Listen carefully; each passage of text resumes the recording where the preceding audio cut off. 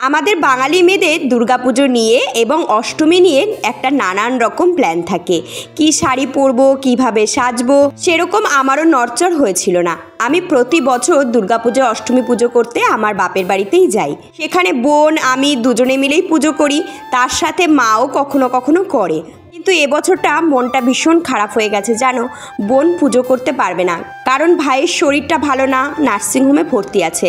তবে আজকে আপাতত একটু শরীরটা ভালো, সেই তো ভাবলাম চলো বছরে একটা বাড়ি পুজো আসে, এটা তো সারা বছর আমরা করতে পারি না, এবং মনে একটা আনন্দ নিয়ে ভক্তির সাথে মার কাছে আমরা যাই। মাকে বলেছিলাম তোমরা যখন কেউই পুজো করবে না আমি আর যাব না। তো মা বললো ঠিক আছে আয়, তাহলে আমি থাকবো। এই মতোই করে কিন্তু খুব তাড়াহুড়ো করে এসেছিলাম। আর আজকের দিনেই আমার হেয়ারটা স্পা করা ছিল, একটু লেট হয়ে গেছে। খুব তাড়াহুড়ো করেই বেরিয়েছিলাম, যতটা পেরেছি রেডি হয়ে। আমরা পুজো টুজো করে বাড়ি এসে এই যে মা একটু চা করলো, সেইটুকু একটু চা দিয়ে বিস্কিট দিয়ে খেয়ে তারপরে একটুখানি লুচি ওখান থেকে দিয়েছিল, সেই লুচিটা কিন্তু এই যে মাছ বেছে খাওয়ার মতো বেছে বেছে খেলাম আর কি। মানে ওই বারোয়ারি জিনিস সেভাবে তো পরিপাটি করে বানায় না, কোনোটা মোটা কোনোটা মচমচ করছে পাঁপড়ের মধ্যে, এসে না সম্ভব হয় না ওই লুচি পুরি বানিয়ে খাওয়া।